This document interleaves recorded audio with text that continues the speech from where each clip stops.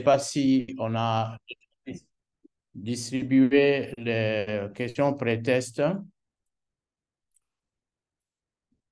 Je ne sais pas si on les a distribuées.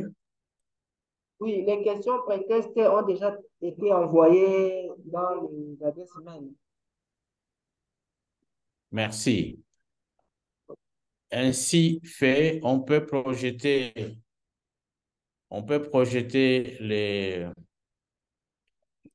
les cas cliniques pour gagner du temps. Et qui peut nous lire le cas clinique? On peut choisir un participant pour nous lire le cas clinique. Merci.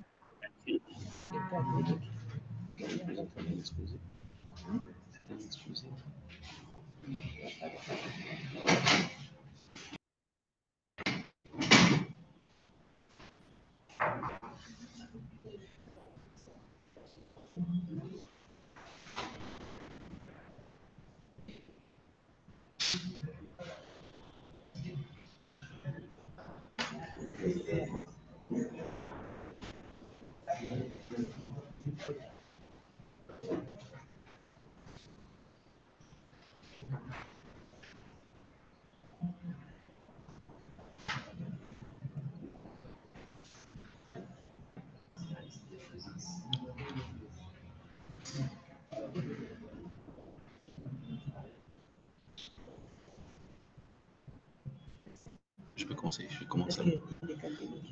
L'ouverture de ça.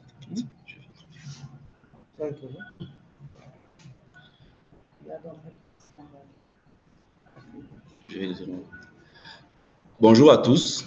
Bonjour. Voilà, comme j'ai été présenté, on arrive à entendre? Non. Comme j'ai été présenté, je suis le professeur Bapoli ici. Et il est question de parler aujourd'hui de l'impact de la COVID-19, de la pandémie de COVID-19 sur la santé mentale et la relation médecin-patient. En fait, c'est l'idée de notre apprentissage ici en éco, c'est de présenter un cas et de réfléchir autour. Alors, le cas n'a pas été présenté sous forme de dia, mais c'est la réflexion derrière qui a été présentée sous forme de cas. Les cas que je vais présenter, c'est le cas d'une infirmière qui est une de nos collègues et qui m'a donné la permission de présenter son cas parmi vous. Je vais tout de suite en donner de façon très rapide le grand trait. Alors, en début de l'année 2020, pour ceux qui travaillaient à l'hôpital général de référence de Bukavu, vous vous rappelez que nous aussi, comme la plupart des hôpitaux dans le monde, nous avons fait face à des cas de plus en plus nombreux de patients à COVID-19. Et pendant cette période, j'étais aussi en exercice ici comme psychiatre et j'ai reçu en consultation une de nos collègues qui est infirmière. Et la patiente est venue me voir parce qu'elle était envahie par des palpitations, des sensations, des vertiges, une peur intense, une incapacité à se concentrer dans son travail, avec des affects, des tristesses, des dépressions. Et cette patiente est venue me voir parce qu'elle présentait dans la nuit des cauchemars. Elle n'arrêtait pas de rêver des patients qui décédaient et que les membres de sa famille décédaient. Et elle avait du mal à prendre un congé parce que ce congé-là aurait réduit son revenu à la fin du mois. Voilà un peu pour le reste de la patiente. C'était une patiente qui travaillait aux soins intensifs, qui était nouvellement mariée et qui était enceinte. Voilà un peu globalement le cas que j'ai présenté. Ça va? Et en fonction de ces cas, je vais vous poser tout simplement 3 questions qui rejoignent un peu les questions que vous avez eues d'évaluation. La première question, c'est de ces cas tels que je l'ai décrit, à votre avis, quelle est le diagnostic ou le diagnostic différentiel que vous pouvez faire? Quelle est la lecture clinique que vous en faites? La deuxième question, c'est comment est-ce qu'on peut aider cette personne? Comment est-ce qu'on peut formuler notre prise en charge? Et puis la troisième question, comment est-ce que vous pensez que c'est qu'elle présente, cette symptomatologie-là va influer son rapport à elle avec ses patients? Ça va? Donc, je vais très rapidement vous introduire à ce que j'ai présenté et qui est en parallèle avec le cas que je viens de vous présenter, que je vous demande de garder à l'esprit et qui ressemble à s'y méprendre certainement à des expériences que vous-même vous avez vécues, soit personnellement, soit à travers vos collègues, soit à travers vos patients. Rappel très rapide, fin 2019, début 2020, pour nous en tout cas, il y avait tous les systèmes de santé dans le monde qui étaient débordés par l'afflux de patients avec des détresses respiratoires parfois très sévères, parfois avec d'autres complications plus graves de la pandémie à COVID-19. Ça va? Et la situation était d'autant plus préoccupante que c'était une pathologie hautement contaminante et surtout qu'à l'époque, on n'avait pas encore les reculs qu'on a aujourd'hui. On ne savait pas, par exemple, comment ça s'est contaminé avec exactitude. On ne savait pas quelles étaient les populations à risque. On n'avait pas encore les pronostics et surtout, on ne savait rien de toute approche curative ou préventive. Tout le monde, rappelez-vous, nous étions désarmés, démunis, horrifiés par cette pandémie qui déjà avait tué, avant qu'elle n'arrive chez nous, des milliers et des milliers de personnes à travers le monde. On le savait en ayant suivi tous ces médias, en ayant lu tous les articles, que la létalité était très élevée.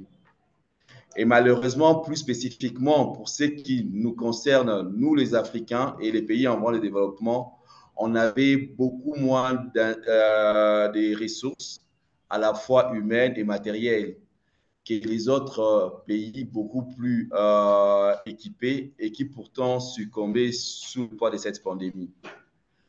Voilà, chers amis, l'état d'esprit dans lequel on était avec une appréhension bien forte pendant cette pandémie 19. Je tiens à plus spécifiquement préciser aux particularités de la COVID-19 en Afrique.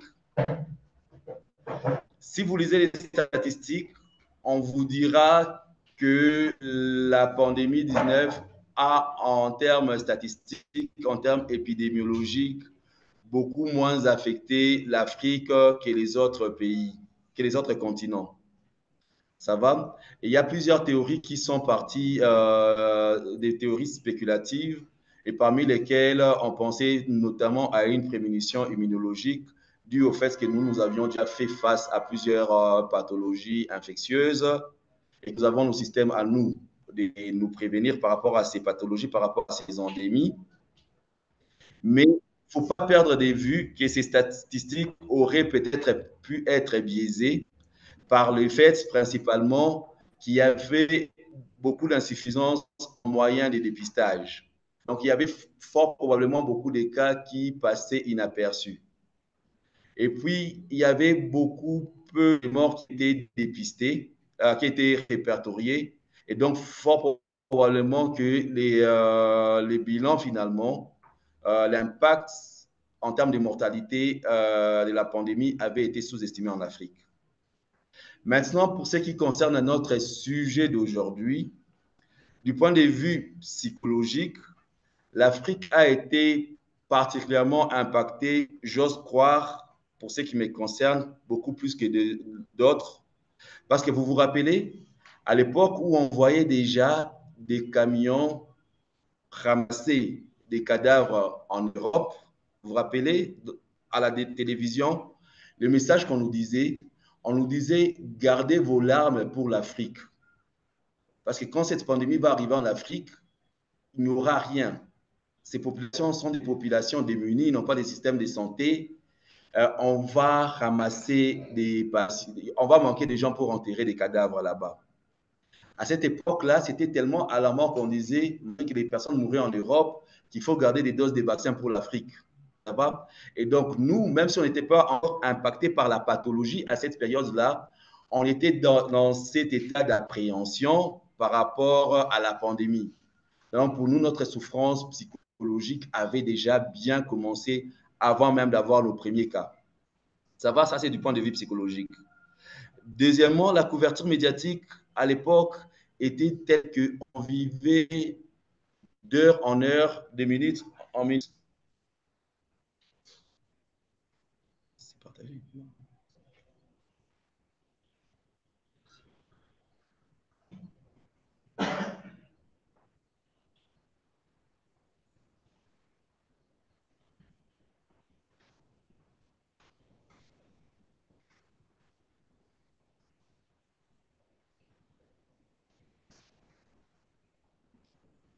Donc, je m'excuse pour ceux qui sont en ligne. Visiblement, on a vu que les premiers dias n'ont pas été projetés pour tout le monde. Mais ce n'est pas grave, on en est qu'au début, c'est les deuxièmes dias sur lesquels je suis. Donc, je suis en train de parler des souffrances psychologiques par rapport en Afrique. Et je disais que d'heure en heure, de minute en minute, nous, on voyait défiler des morts. On voyait des statistiques gonfler de jour en jour et à une vitesse exponentielle. Voilà encore une autre raison pour laquelle on était, nous, en position des vulnérabilités du point de vue psychologique. Et puis, le troisième point, c'est que vous vous rappelez encore, l'Afrique à l'époque était sujette à beaucoup d'infox, de fake news, des informations erronées qui étaient véhiculées avec des médias sociaux, avec pour nous très peu de moyens de les contredire. Et surtout des théories du complot qui étaient encore beaucoup plus plausibles, que nous avons nous tous une histoire d'esclavage, de colonisation, et qui parfois dans nos moments de stress peut nous amener à croire que ça sera nous contre le reste du monde, que de toute façon tous les problèmes du monde seront réglés à nos dépens. Donc voilà, pour toutes ces raisons qui sont énumérées et pour beaucoup d'autres que vous connaissez peut-être, nous étions beaucoup plus vulnérables du point de vue psychologique. Et finalement, le comble de tout ça, c'est que du point de vue socio-économique, l'Afrique était plus vulnérable. Notre système de santé est réputé malheureusement déjà pour être fragile parce que nous avons très peu de ressources.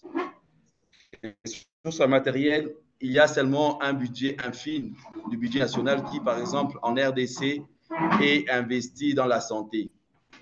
Ressources humaines, encore plus.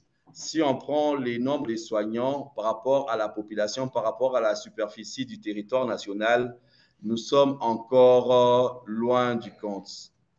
Voilà toutes ces raisons qui font que la pandémie 19 a finalement affecté l'Afrique de façon spéciale que les autres continents. Alors, pour mieux comprendre comment cette peur-là peut aboutir notamment à des souffrances psychologiques, il y a des travaux de certains auteurs qui ont simplifié d'une façon très claire d'où venait la peur, de qu'est-ce qui a fait que cette peur devenait finalement traumatique. En fait, si vous vous rappelez de la peur que nous avions tous pendant cette pandémie-là, et surtout les personnels soignants, eux pensent qu'il y avait trois domaines qui sont affectés, les domaines du corps, les domaines interpersonnels, les domaines cognitifs et les domaines comportementaux. Le domaine du corps, parce qu'en tant que soignants, nous soignons d'abord le corps. Et rappelez-vous le dilemme dans lequel on a été pendant la pandémie à COVID-19. Premièrement, nous avons la peur du corps, parce que ces corps-là que nous saluons, ces corps-là que nous touchions, ces corps-là que nous soignons, devenaient source de contamination. Et donc, il y avait cette peur-là de ces corps. Et en même temps, il y avait cette peur pour le corps, parce que ces corps-là n'avaient jamais été aussi vulnérables. Il y avait des morts on voyait des morts, on entendait que des morts. Dans nos quartiers, il n'y avait que des morts. Ces corps-là devenaient de plus en plus vulnérables. Donc, dans le domaine du corps, il y avait la peur du corps et la peur pour le corps, là, que le corps disparaisse, que le corps meure. Le deuxième domaine, c'est les domaines interpersonnels. La pandémie à COVID-19 a finalement changé nos relations avec les autres, dans le sens où nous commencions à avoir peur des autres. La personne en face n'était plus notre prochain, il n'était plus notre frère. Il devenait tout d'un coup la personne qui pouvait nous contaminer un virus mortel. Et donc, on commençait à avoir peur des autres. On commençait à avoir peur d'avoir des visites. On commençait à avoir peur de recevoir nos patients. On commençait à avoir peur tout simplement de nous saluer. Et puis, il y avait une peur pour les autres. On avait peur que les membres qui nous sont proches soient atteints, que nos patients soient atteints. On avait peur nous-mêmes, surtout les personnels soignants, que nous soyons des éléments qui vont aller transmettre ces pathologies venant du travail et que nous transmettons ça à nos enfants, à nos conjoints, à nos parents. Donc, du coup, il y avait cette peur des autres et il y avait une peur pour les autres. Et puis, les domaines cognitifs, puisque c'est une pandémie nouvelle, puisque c'est une pathologie nouvelle, il y avait une peur, la peur de connaître. Après un certain temps, il y avait beaucoup de gens qui disaient « c'est trop pour moi, je n'ai plus envie de lire des articles, je n'ai plus envie de suivre la télé, je n'ai plus envie de savoir. Je préfère m'enfermer pour mon bien-être dans un monde où je ne vois pas, je ne sais pas ce qui se passe. » Donc, il y avait une certaine peur de savoir, et c'est tout à fait normal, c'est un mécanisme psychologique qui nous permet de faire face à un stress, surtout si on n'a pas d'emprise sur ces stress-là. Et puis, on avait aussi peur de ne pas connaître. On avait peur de ne pas comprendre. On avait peur de ne pas avoir les bonnes informations. On avait peur de ne pas savoir comment ça s'est transmis. Donc, quelque part, on était un peu tiraillé entre cette peur. Et puis, il y avait finalement le domaine comportemental, dans lequel il y avait la peur de l'action. On avait peur de faire des choses. Parce qu'en faisant des choses, on se mettait à risque. Parce qu'en faisant des choses, on s'exposait. On s'exposait parfois au jugement de la population générale, mais il y avait aussi une peur de l'inaction. On avait peur de rester sans rien faire. Ceux parmi vous qui venez travailler, chaque jour pour eux le matin, ils se posaient la question s'il fallait travailler ou s'il fallait se protéger. Et ceux qui restaient à la maison, se posaient la question s'il fallait venir travailler ou s'il fallait se protéger, s'il fallait prendre une action quelconque dans cette lutte à la pandémie COVID-19. Alors, fort heureusement, pendant cette période, il y a eu des études qui ont été faites pour voir un peu quelles sont les entités mentales, quelles sont les pathologies mentales qui caractérisaient beaucoup plus la population pendant cette période. Et pendant cette période, on a vu principalement 3 types de pathologies mentales. Premièrement, il y a les réactions aiguës au stress post-traumatique. Le stress post-traumatique, pour ceux qui connaissent un peu, c'est un stress qui vient chez les gens qui ont subi trauma. Mais pendant la COVID, il y a effectivement des gens qui ont subi des traumas et les personnels soignants, dus justement au COVID, à leur travail, est en première ligne, comme on va le voir. Et ça se remarque par des signes dissociatifs, les personnes qui, par exemple, ont la dépersonnalisation, un sentiment d'étrangeté par rapport au corps, des signes de réviviscence, des gens qui ont du flashback, des gens qui ont des cauchemars. Pensez un peu à l'infirmière qui était venue me voir, qui me disait qu'elle commençait à rêver de ses patients qui mouraient. Ça va? Il y avait des signes d'évitement. On essayait d'éviter tout ce qui nous rétraumatisait. Et il y en avait parmi nous, et spécifiquement cette patiente que j'ai suivie, qui tous les jours avant l'arrivée à l'hôpital avait une peur intense. Il y avait une anxiété, il y avait des troubles de sommeil en termes d'insomnie et une dépréciation. Ça va? Il y avait des réactions dépressives.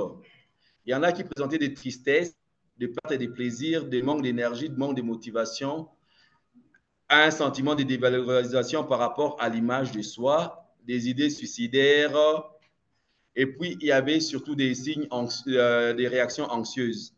Là, vous avez tout ce qui se passe physiquement comme anxiété, les palpitations, le peur intense, la somatisation. Et c'est dans ces cadres-là que cette infirmière est venue me voir. Et les études montrent que jusqu'à 57% des personnes dans le monde, de façon générale, présentaient des troubles psychiatriques, dont notamment l'anxiété, la dépression et les stress post-traumatiques. Mais au-delà de ces troubles-là, il y avait des signes beaucoup moins spécifiques tels que l'impression, la sensation de stress, les insomnies et une sensation de peur. Les personnels soignants dont vous faites partie ont été les plus à être affectés par ces troubles psychologiques. Ça va? Parce que le corps médical, en fait, la COVID-19, c'était un peu comme une guerre. C'était un peu comme une guerre dans laquelle vous étiez des soldats. Et vous étiez des soldats en première ligne. Donc, ces corps médicaux faisaient face comme ça, parfois au risque de leur santé, parfois au risque de leur vie. Et il y en a justement qui sont décédés pendant cette crise comme des soldats. Ça va? Et du coup, ils avaient peur d'être contaminés et de contaminer les gens qui leur sont proches. Et rappelez-vous, au départ de la formation, quand on savait très peu par rapport à la pandémie, il y avait très peu de formations et très peu d'informations par rapport au virus. Et puis, il y avait très peu, en tout cas presque pas de support psychologique pour le personnel soignant. Rappelez-vous, quand ça a commencé, il y avait même beaucoup d'insuffisances en matière de kits de protection. Rien que pour avoir des masques, des gants, c'était compliqué. Déjà, les pays européens, à l'époque, se disputaient pour des masques. Il y avait même l'histoire d'avions détournés. Et nous, ici en Afrique, nous, dans le pays du tiers-monde, on était tout simplement oubliés. Et dans la population générale, qu'est-ce qui s'est passé quand nous, on venait travailler et que tout le monde restait à la maison, ou presque? Il y avait une oscillation des sentiments qui s'est passé envers nous, qui oscillait entre l'admiration, on nous admirait parce que nous étions en quelque sorte des héros, mais et aussi l'hostilité. Ici en Afrique, il y a des infirmiers, je me rappelle à l'époque, qui se sont fait tabasser au deuil, disant que c'est vous qui êtes en train de tuer les gens. Ça va? Tout ça, ce sont des poids sur la santé mentale. Et puis, il y avait plus de sujets, donc ce qui fait que finalement, les personnels soignants étaient plus sujets à des troubles psychologiques. Voilà l'état psychologique des personnels soignants dans cette COVID-là. In fine, la pandémie à COVID-19 marquait et la population générale et nos patients. En termes de troubles psychiatriques, on a montré que pendant la COVID-19, la prévalence des troubles psychiatriques a augmenté dans toutes les régions du monde. On a parlé de la dépression, de l'anxiété et du stress post-traumatique et des troubles non spécifiques. Mais chez les personnes qui avaient déjà des troubles, ça s'est encore intensifié. Et l'isolement dans le cadre du confinement, on a mis la plupart de la population a encore exacerbé ces troubles psychiatriques-là.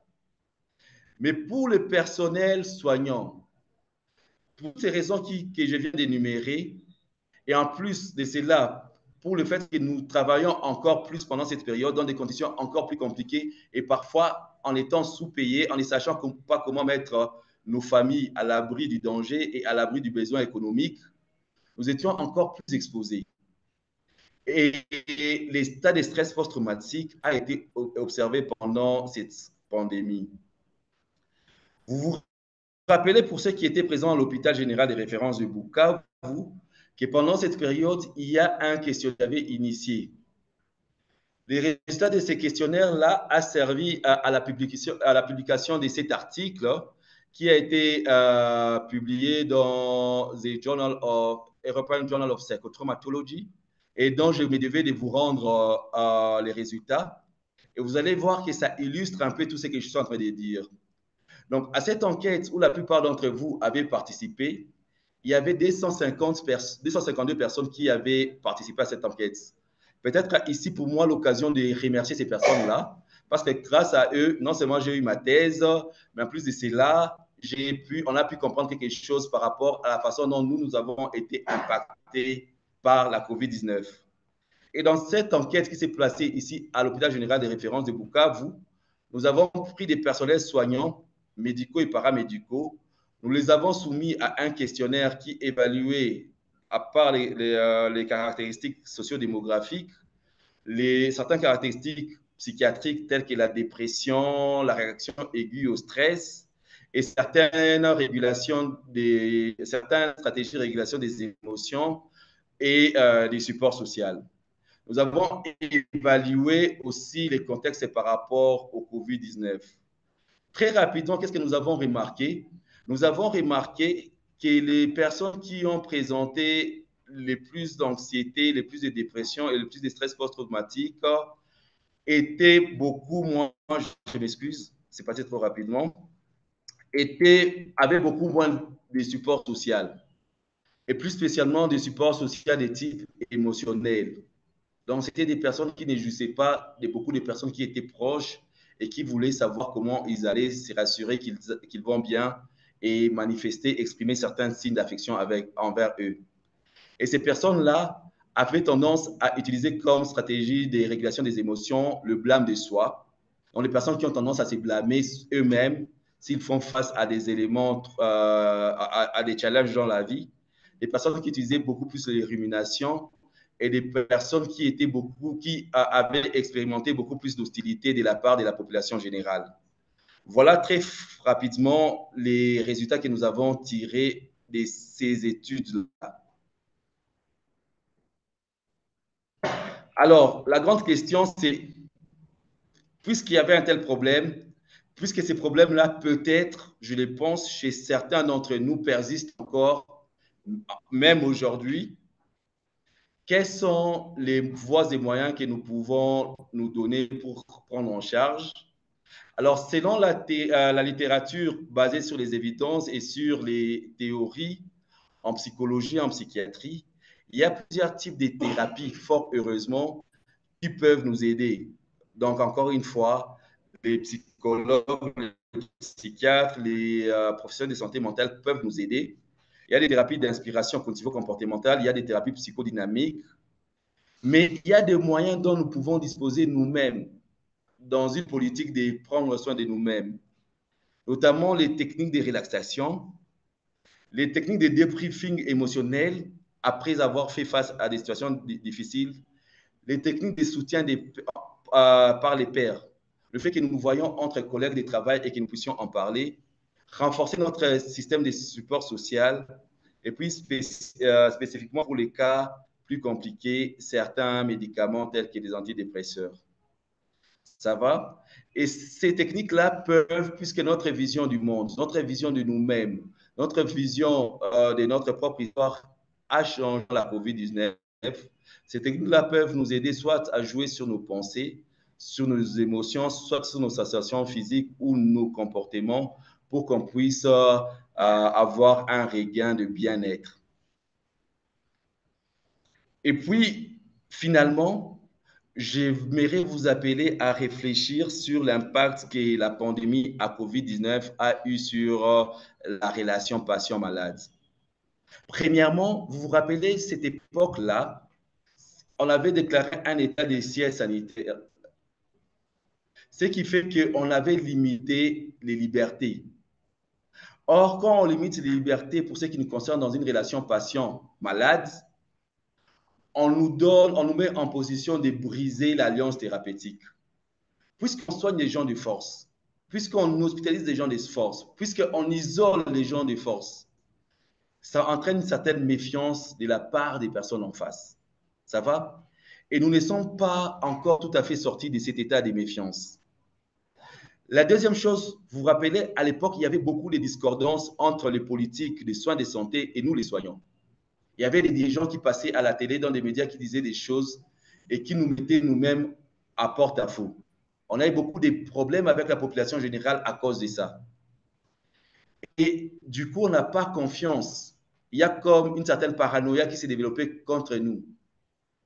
en disant, plus les gens décèdent, par exemple, plus vous serez financé.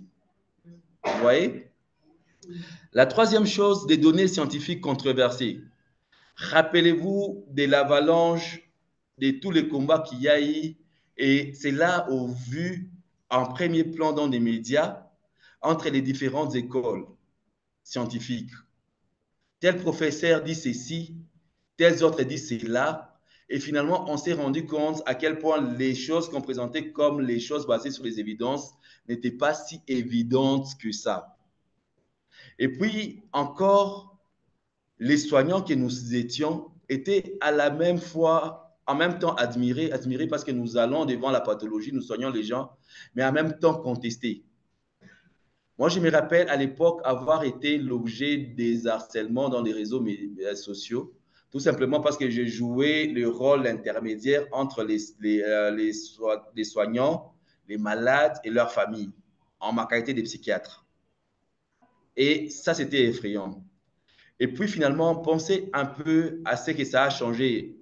Les mesures barrières, le port de masque, la distance physique, ça a dépersonnalisé un peu la relation patient-médecin. Ce n'était plus où étaient les sourires encourageants, où étaient les regards bienveillants, où étaient les contacts physiques réconfortants. Tout ça, ça a mis une barrière. Et nous-mêmes, aujourd'hui, cette barrière-là, on a du mal à rentrer, à faire une marche arrière. On a comme l'impression qu'il y a une porte de non-retour qui a été franchie. Donc, voilà un peu quelques éléments.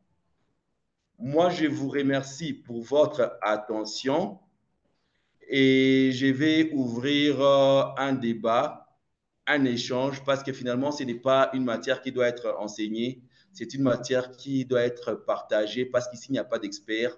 Nous tous, on a vécu ces impacts et nous allons trouver ensemble les voies et moyens pour les identifier et pour nous en protéger. Je vous remercie.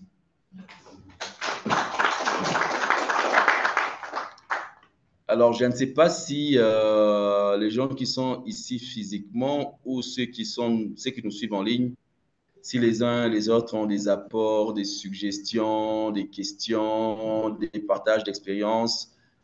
Il faut qu'on rende ces partages beaucoup plus vivants. Ça va? Il ne faut pas que ça soit un cours magistral. Bien, nous remercions le professeur Bapolissi pour cet exposé combien clair et très intéressant parce que d'aucuns, comme moi, je dirais que ce n'est pas tous les jours que nous avons des exposés sur la partie psychologique et psychiatrique, sur les relations médecin-malade et encore moins quelqu'un qui peut nous étayer le vécu du personnel soignant envers les malades qu'il soignait, mais aussi le regard de la population envers le personnel soignant. Et il a dit vers la fin, le regard de la population en lui, sur lui, le psychiatre qui était là entre les malades et les familles des malades et pourquoi pas le personnel qui était autour de lui, le personnel soignant. Je félicite le prof Bapolissi pour ce travail et qui est ramassé, qui est vraiment synthétique, qui est une synthèse non pas seulement de son vécu comme médecin, mais une publication de tout ce qu'il a, sur les résultats d'une publication de tout ce qu'il a fait comme travail et ce qu'il a observé autour de lui pendant la période. Je commencerai par poser une toute petite question avant de passer la parole aux participants, ceux qui sont avec lui dans la salle et ceux qui sont en ligne. Professeur Bapolissi, est-ce que le sujet que vous venez de nous présenter est qui vous a autorisé de présenter ce cas. Est-ce que ce sujet est revenu vous revoir une fois, deux fois après la situation de la première consultation? Merci pour la réponse. Merci, professeur Boulaboula, pour cette question. En fait, la patiente qui est venue me voir et qui est en même temps une collègue est fort heureusement venue me voir plusieurs fois pendant la période de la pandémie et même dans des périodes, je n'ai pas envie de dire la fin de la pandémie, mais dans les périodes de l'accalmie de cette pandémie-là. Et c'est vrai que je ne l'ai pas prévu depuis mon séjour ici à Bukavu, je ne l'ai pas encore revu. Mais à cette période, elle commençait à aller bien et on commençait déjà un travail psychothérapeutique. Mais votre question pointe en soi une faiblesse, malheureusement, de notre système et notre capacité de réponse. C'est finalement les trop peu d'attention qu'on a accordé à la partie santé mentale. C'est-à-dire que ce soit au niveau du personnel soignant, qui pourtant, comme on l'a vu, a eu beaucoup de détresse, que ce soit par rapport à nos patients, on n'a pas mis en place au niveau institutionnel, au niveau régional, au niveau national, des politiques d'accompagnement de nos personnels soignants. Et finalement, quand je rentre, à chaque fois que je viens à Bukavu, il y a des gens qui m'interpellent dans les couloirs pour me dire, mais on a besoin de vous, on a besoin de vous, mais en même temps, il n'y a pas de cadre pour cet accompagnement-là. Et ma crainte, et j'ose espérer que je me trompe, ma crainte, c'est que si un jour on fait face à nouveau à ce à quoi on a fait face il y a quelques mois, quelques années, c'est que malheureusement, nos personnels soignants vont s'écrouler et vont s'écrouler du point de vue psychologique. Donc, on aura beaucoup plus de burn-out, beaucoup plus de dépression, des stress post-traumatiques et je ne pense pas qu'ils seront capables de faire leur travail au quotidien. Donc, je pense que ça devrait nous pousser à l'action, ça devait nous interpeller. Une action, certes clinique, mais d'abord, avant tout, une action en termes de santé publique, réfléchir ensemble de quelles sont les stratégies qu'on va nous donner pour accompagner les personnels soignants et les malades par rapport à ces conséquences-là. Merci pour cette réponse.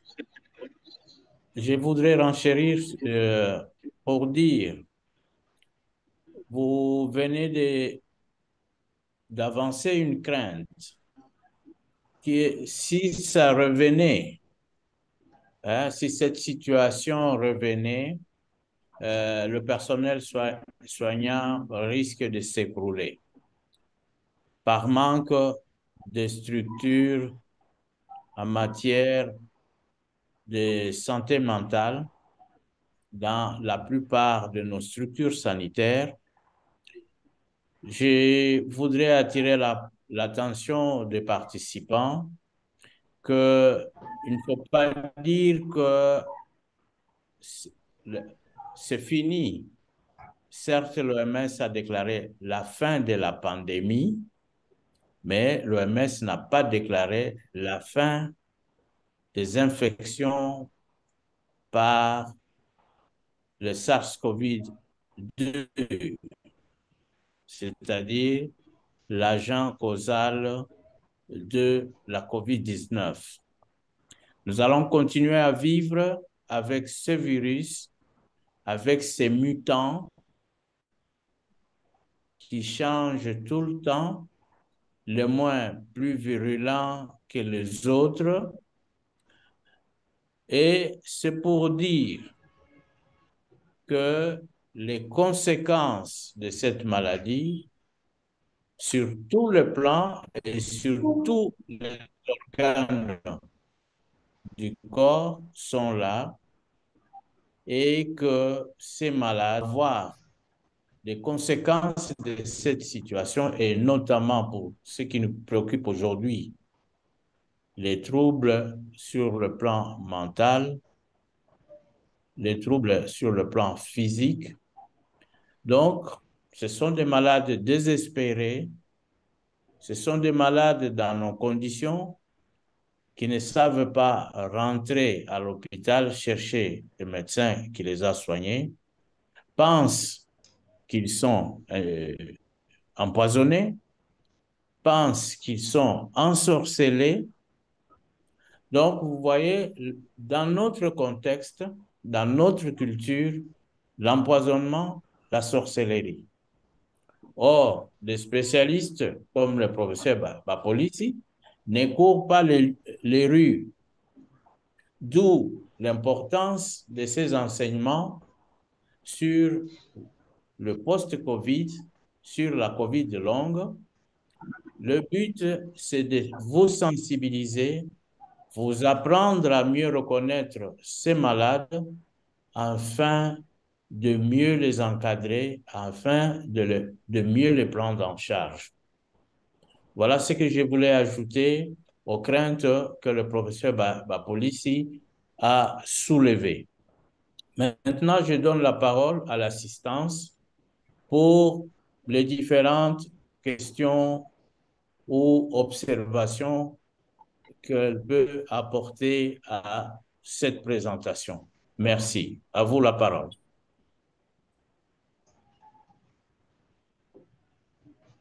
Pour ceux qui sont Je ne dans sais la pas si... salle, pour ceux qui sont dans la salle, ils peuvent lever la main et le prof Bapolisi peut leur accorder la parole.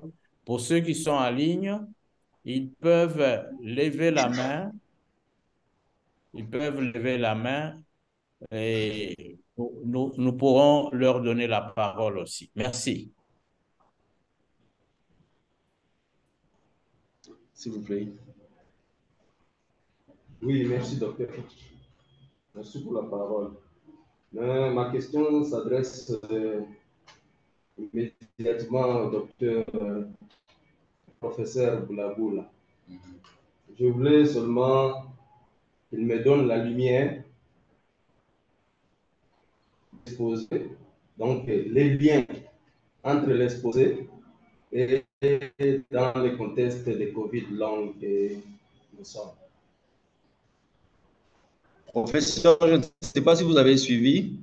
J'ai suivi la Il question y a un des participants qui est ici. qui demande Oui. le lien entre l'exposé et la COVID longue. Il a été question d'une malade qui fait partie du personnel médical. Personnel médical, la période chaude de cette pandémie, et en est tombée malade.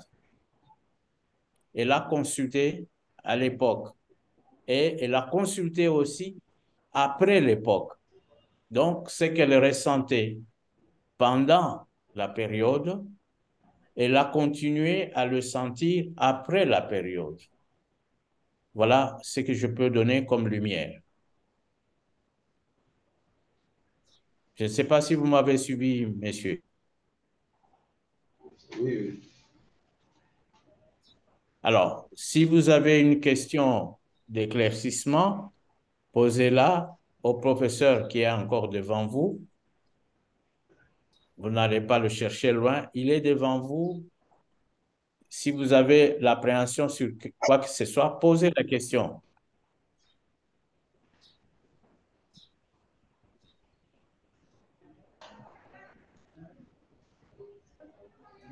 Y a-t-il d'autres questions? Oui.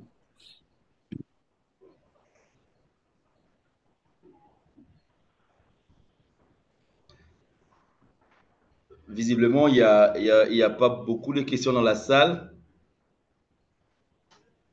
Peut-être moi, je Je peux veux pas. vous en poser. Il y a une question en ligne? Non, je ne vois pas de questions dans le chat. Il n'y en a pas. Et il faut souligner, professeur, que ce n'est pas de la matière facile, hein, votre domaine. Mhm. Votre domaine n'est pas facile. Mhm. J'espère en tout cas que mon exposé a été facile. Mais sinon, j'aimerais savoir, vous, de votre expérience, qu'est-ce que vous avez observé comme impact psychologique pendant cette période et après cette période. Est-ce que vous pensez que psychologiquement, il y a des changements après cette période par rapport justement à cette période de la COVID-19? Est-ce qu'il y a quelqu'un qui peut nous en dire quelque chose? Oui. Bon, je pense qu'il y a changement. À l'époque là, les gens étaient vraiment dans le peur. Mais aujourd'hui, quand on parle de Covid, ce n'est pas vraiment même teneur que les gens les prenaient à l'époque. Maintenant, aujourd'hui, on comprend que ce sont des maladies comme nous. Ça peut être traité. Mais à l'époque là, il y avait même les gens, quand on parle, il est malade de Covid, pour lui, il prend ça comme un injure. Et il ne veut pas que les gens chassent, connaître que vraiment il est malade de Covid-19. Donc aujourd'hui, il y a un changement. Les gens ils comprennent maintenant la maladie par rapport à l'époque là. En effet, il y avait aussi ces petits côtés stigmatisants qui faisaient partie du caractère traumatique de la pandémie. Oui. Mais il y a une autre question. Est-ce que vous pensez... Oui, s'il vous plaît. Moi, je crois que l'information a été mal donnée par les gens qui ont été les premières victimes de Covid-19. Ils ont donc ils ont montré que la Covid-19 était plus donc une maladie incurable, inguérissable, très dangereuse. Et c'est comme ça que ça a créé une psychose dans la population. Donc, vous pointez du doigt la façon dont les informations étaient distribuées. C'était assez terrorisant et très effrayant. Moi, j'ai une question que je me pose. Est-ce que vous avez comme l'impression que parmi vous, parmi nous, à partir de cette Covid, il y a quelque chose de chronique qui s'est installé? Une fatigue, point d'intérêt. Parce que ça, c'est quand même quelque chose qui a été rapporté dans d'autres hôpitaux. Est-ce que vous avez comme l'impression que ça a changé un peu votre travail de tous les jours ou votre façon de voir les choses?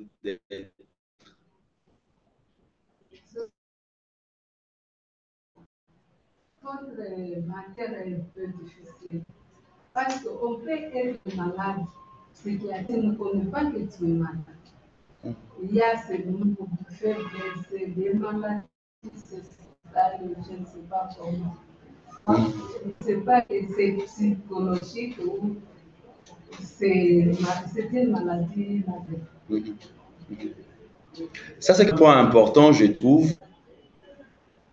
Contrairement à la plupart des pathologies somatiques, qui soit se voient directement au niveau du corps ou s'expriment en termes de symptômes bien physiques, ou alors ont des examens paracliniques qui permettent de les détecter, la plupart des pathologies psychiatriques peuvent être vécues de façon insidieuse. Et d'autant plus que nous sommes dans un pays, dans une culture où il y a un petit côté péjoratif par rapport à tout ce qui est psychologique. Par exemple, dire que je suis dépressif, c'est un peu avouer ma faiblesse. Dire que je suis anxieux, c'est un peu avouer mon incompétence par rapport à mon travail. Ça va? Donc, il y a quand même un effort que nous devons faire parce que quand on essaie de tenir comme on peut, on arrive malheureusement à un moment où on ne peut plus du tout tenir. Ça va? Ça, c'est le premier point. Le deuxième point, c'est que les pathologies psychologiques, les pathologies psychiatriques ont aussi parfois des répercussions au niveau physique. Et vous allez voir, je vais avoir une séance la semaine prochaine pour restituer tous les résultats de ma thèse, que ma thèse a porté sur l'impact de ces stress-là, notamment la COVID, sur l'hypertension artérielle, pour ne prendre que cet aspect-là. Donc ça, c'est un point très important que vous venez d'élever, madame. Oui, s'il vous plaît. Bon, moi, je voudrais poser une petite question. Oui. Par rapport aux préventions est-ce que quand le Covid est arrivé, après, on a dit que ça sera prévenu par le vaccin. Et maintenant, les gens avaient eu peur d'être vaccinés en disant que peut-être selon avec ce vaccin, soit ça va créer des problèmes à la longue. Et jusqu'à présent, je ne sais pas si vous basez toujours au vaccin, ou soit vous avez encore d'autres moyens de prévention. Merci. Voilà, c'est une question aussi qui est intéressante. Je suis presque sûr que je ne suis pas l'expert le plus indiqué pour répondre à toutes ces questions par rapport au vaccin. Mais je vais répondre au versant de la question qui me concerne à moi en tant qu'expert en santé mentale. On a vu tout ce qu'il y a comme peur, comme méfiance par rapport au vaccin, au fait que nous n'avons pas envie de nous faire vacciner, tout ce qu'il y a comme doute, et globalement par rapport à tout ce qu'il y a comme intervention finalement, que ce soit aussi médicamenteux, même après la COVID-19. Ces réactions ne sont pas localisées seulement en Afrique, ce sont des réactions un peu partout dans le monde. Il y a un courant des anti-vaccins, un courant plus ou moins complotiste. Et ici, je pense que les experts en épidémiologie, les experts en virologie vont continuer des études de plus en plus rigoureuses pour non seulement évaluer les vaccins, les autres moyens de lutter et de prévenir les autres pandémies probables qui vont venir, mais aussi de lutter contre les effets secondaires. Et je pense que pour qu'on soit médecin, pour qu'on soit infirmier, pour qu'on soit des soignants, il faut adhérer à une conception. Et nous adhérons à la conception de la médecine basée sur les évidences. C'est-à-dire, moi, à partir du moment où je sais que tel médicament, il y a des études sérieuses, avec des méthodologies rigoureuses qui ont été faites et avec tous les garde-fous nécessaires, on n'adopte pas un médicament ou un vaccin. C'est ainsi qu'on a adopté tous les médicaments que vous connaissez et que nous utilisons, et tous les vaccins. On pense, on espère qu'il y aura la même chose, qu'il y a la même chose pour le vaccin. Mais ceci étant dit, il y a cette théorie qui prend racine, qui prend vie en Afrique, parce que nous sommes une population déjà traumatisée. Nous sommes cette population qui porte des traumas transgénérationnels, parce qu'on s'est servi de nous comme esclaves, la colonisation. Il paraît qu'il y aurait même certaines expérimentations. Donc tout ça, et surtout quand les vaccins viennent en dehors de nos contextes culturels, quand il n'y a pas de grand travail avec des anthropologues, avec des personnes spécialisées pour parler à la population, pour comprendre quelles sont les réticences et comment les éviter, comment les éclairer.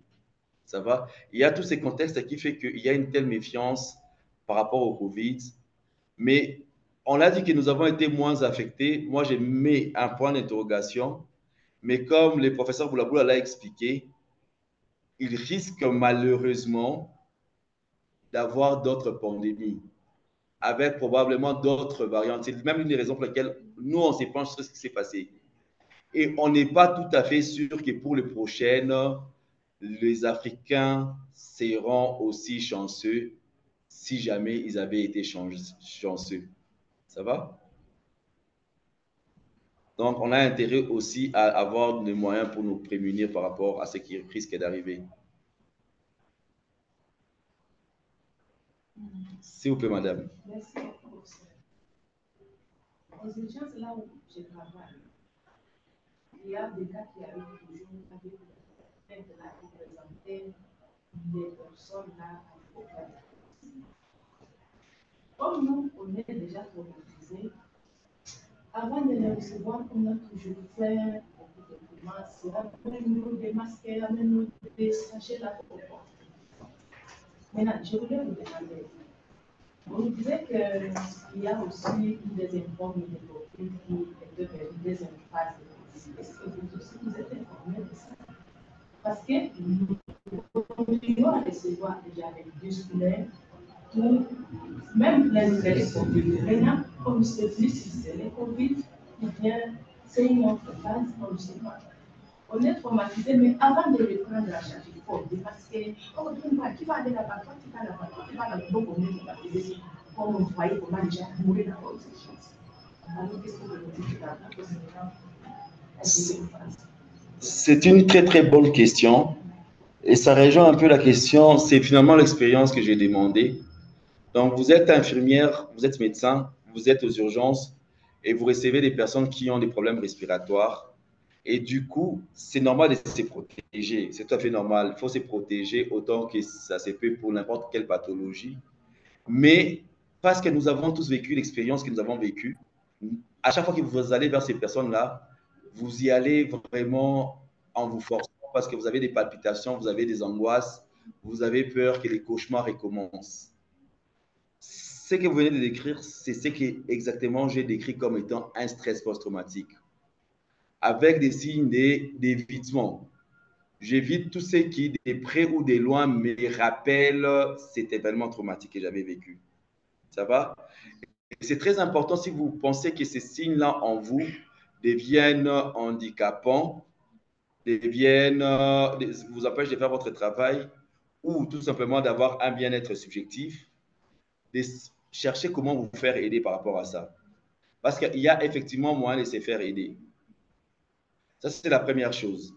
La deuxième chose, c'est très important aussi de savoir que nous devons rester vigilants.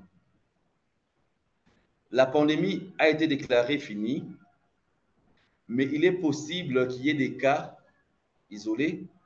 Il est possible qu'il y ait d'autres pandémies ou d'autres épidémies. Tout est possible.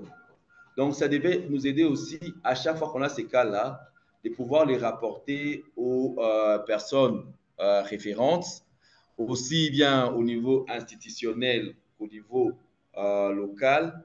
Et si ces cas-là se répètent, c'est ce qui fait que finalement, à un moment, on signe la sonnette d'alarme beaucoup plus tôt et on permet de restreindre ou de contrôler l'épidémie avant que ça puisse s'étendre.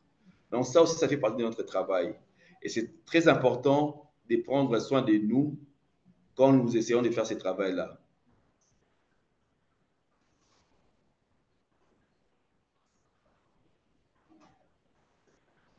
Je ne sais pas s'il y a d'autres choses que vous aimeriez bien partager, d'autres questions.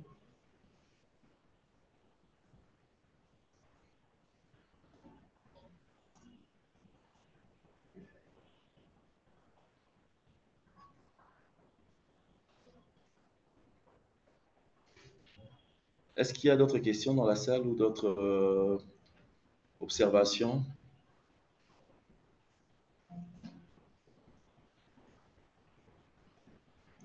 Visiblement, il n'y a plus d'autres questions.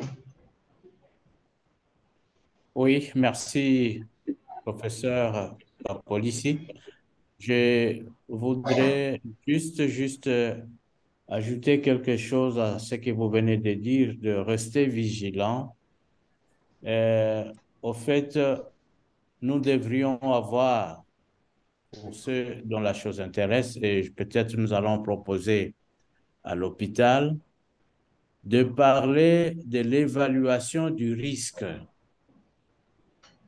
Donc, pour tout cas qui arrive, les gens qui ont été choqués par ce qui s'est passé doivent se protéger, mais il faut à tout moment évaluer le risque. La personne qui arrive, qui tousse, la personne qui est dyspnéique, il faut mettre le masque. Ce n'est pas une insulte pour la personne que vous allez recevoir. Il faut mettre vos gants et vous la recevez parce que on ne sait jamais. Donc, l'évaluation du risque en tout instant, ce n'est pas seulement pour la COVID, mais pour toutes les autres maladies qui se transmettent par les gouttelettes, qui se transmettent par la voie respiratoire. Eh bien, il faut avoir des gants, il faut avoir des masques pour se protéger individuellement.